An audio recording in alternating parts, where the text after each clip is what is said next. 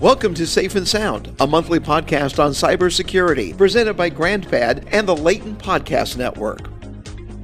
Welcome to Safe and Sound, the podcast that helps older adults stay informed, confident, and protected in today's digital world. I'm Sarah Wilchin, Director of Member Experience at GrandPad, and as we enter a new year, those familiar tax routines and documents start to circulate. People check their tax statements, look for tax preparers, and update lots of information on several fronts concerning their taxes, and scammers know it, and they take advantage of it.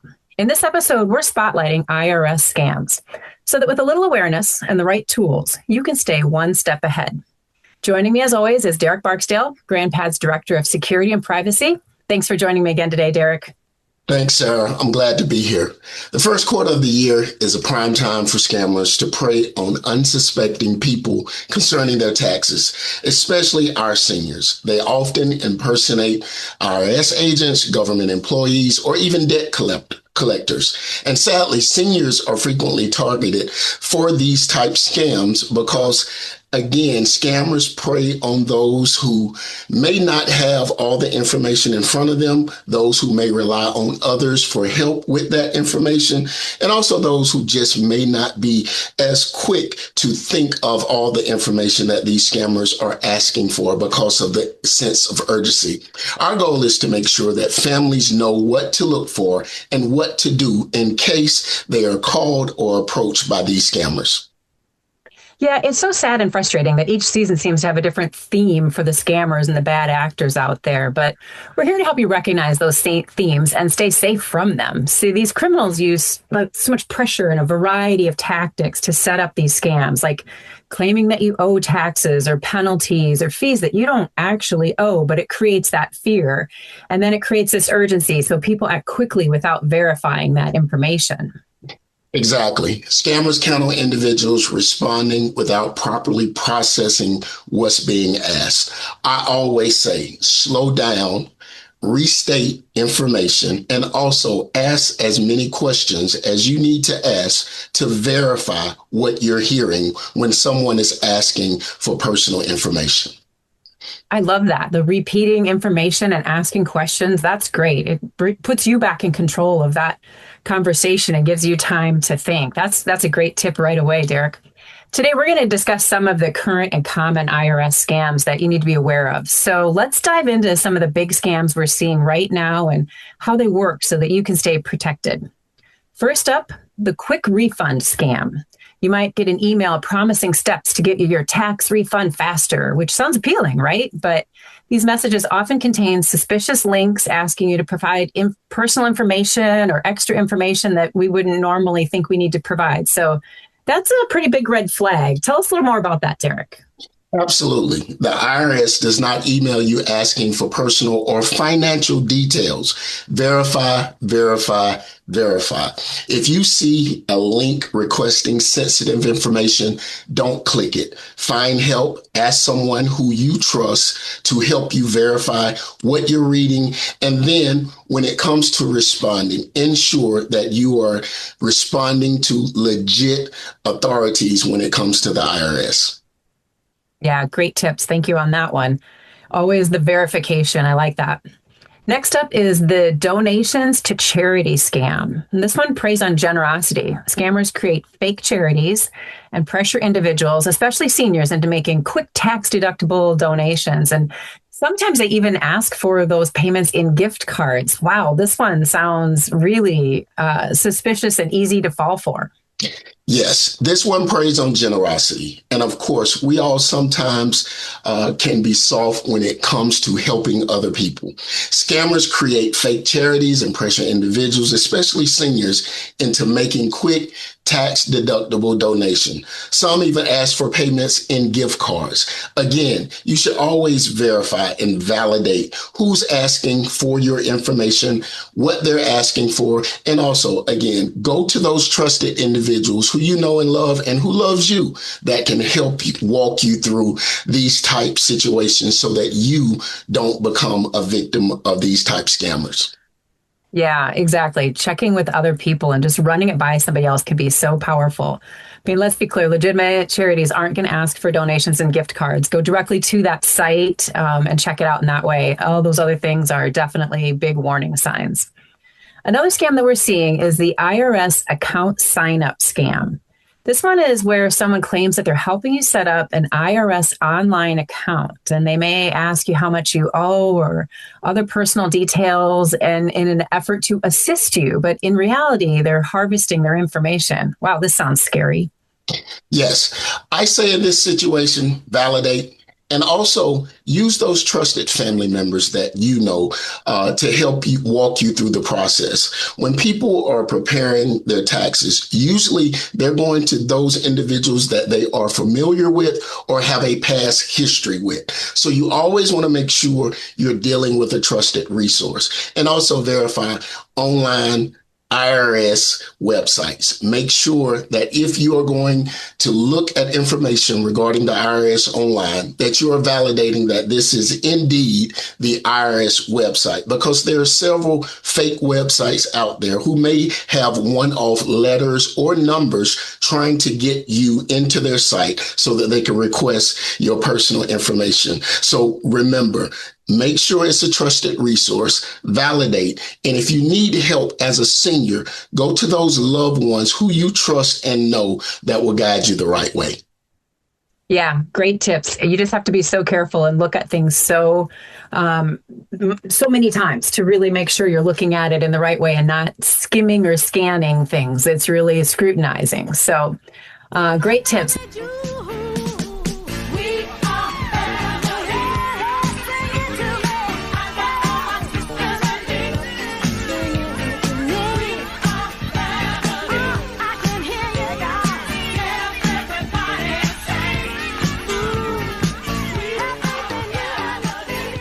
We are family. Sister Sledge.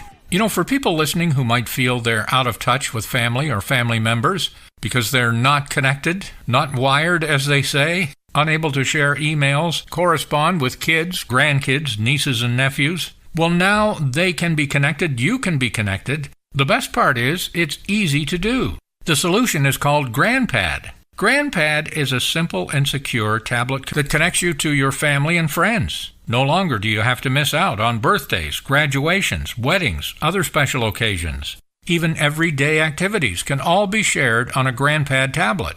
With GrandPad, you can view family photos and videos, play games, check on the weather, listen to your favorite music, send and receive emails, even voice emails, make outbound phone calls by just tapping a picture or a graphic on the screen. You don't have to take a computer course to do this. GrandPad's simple month-to-month, no-risk, no-contract membership includes everything you need to connect with your digital family. It comes with all the support that you need to stay in touch. Visit grandpad.net, just the way it sounds, grandpad.net. See how this simple device can be an incredibly powerful way to share all of life's little and big moments. See what a difference it can make in your life, the life of a parent or relative who would love to be in touch. Now let's talk a little bit about prevention and some important reminders to share with your loved ones. Absolutely. The first that I would state is the IRS will not call or text you to request information. This is very important this time of year because there are a lot of fake texts that go out. People acting as IRS officials requesting that you send them information. And normally it's more than one text. The first text is to see if you will engage. The next few texts are to build the trust factor with you. And then they prey on that information because they feel like they have created a relationship with you. You finally trust them, and now they ask for that personal information. So remember, the IRS will not call or text you to request information. Wow, that's great information about kind of that building up of it too. Another thing to know is that the IRS will not contact you through any social media platforms, not LinkedIn, not X, not Facebook. They will never contact you through those type of portals and social media platforms. So if you get anything through any of those platforms, you can know 100% that that is not real and not something that you should follow or click on.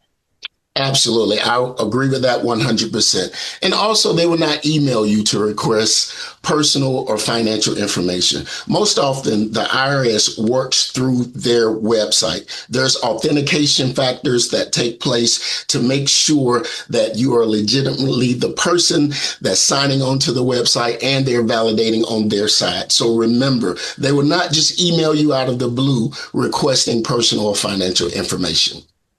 Yeah, exactly. The most important thing to remember always is the IRS is going to contact you by mail first.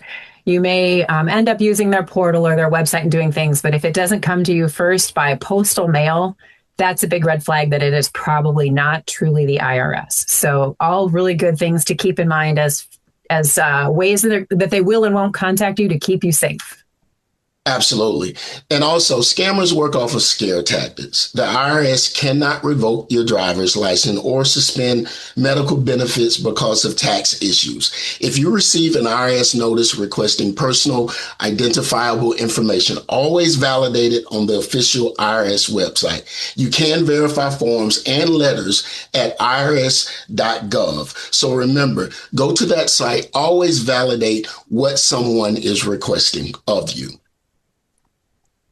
That's great tips. I love that you gave that website. I'm going to say it one more time, irs.gov, so that you can remember where you can go to verify and validate some of the forms and requests that you may be getting. So if you think your loved one, like what should we do if we think somebody that we know or we're being targeted? Like what are some of the steps that we should take right away if we think that we have been targeted or a loved one's been targeted? Sure. If you or a loved one believe that you've been targeted by a scammer, here are a couple of things that you can do. First, forward suspicious emails or phone numbers claiming to be from the IRS to phishing@irs.gov. Do not open attachments or click links. It's better to be safe rather than sorry. Rule number 2 that I would say is file a complaint with the Federal Trade Commission through the FTC Complaint Assistance site at ftc.gov. It's always good when you feel like you have been scammed to file an official complaint so you document it and you have a trail just in case you need it for legal purposes. Rule number 3 I say is report the scam to the Treasury Inspector General for Tax Administration. I know that's a long word, TIGTA, and that is a official site where you can report scams to the Treasury Services and they will start investigating for you and kind of give you feedback on what they are familiar with, anything historical that they have been dealing with around scams, and also make you aware of things that you can do to prevent that. You can contact them at 1-800-366-4484 or at their website, https://tigita.gov. And confidence and caution go hand in hand when we are dealing with scammers. When something feels off, take a breath, relax, reach out, and slow down. Don't act with a sense of urgency. That's the biggest misstep that scammers prey on. You're never alone in this. Education is one of our strongest defenses to take. Also, again, I say rely on those family members that you trust. Take time to talk with your parents, grandparents, and senior neighbors about these scams. Educate your community so that you all can be a support for each other. A simple conversation can prevent financial loss and emotional stress. Awareness truly is protection.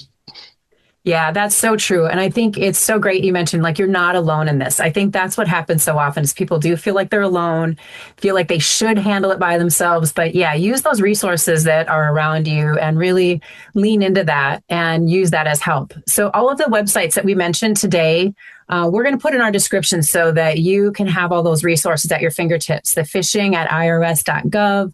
We'll have the FTC.gov for the Federal Trade Commission and the Treasury Inspector General for Tax Administration. We're going to have that phone number and website, everything right in our description so that you can have that as part of your resources as well. So as always, thank you for listening to us on Safe and Sound. We hope that this helped you and gave you some more tips and tricks to stay safe. If it helped you, please share it with somebody else. Maybe this will be something that'll help them avoid a costly scam as well. And if you're a GrandPad user, remember, we're always here to help. Our support team is just a tap away. So thanks again for listening. To learn more, you can always visit grandpad.net. And until next time, stay safe, stay connected, and live grand.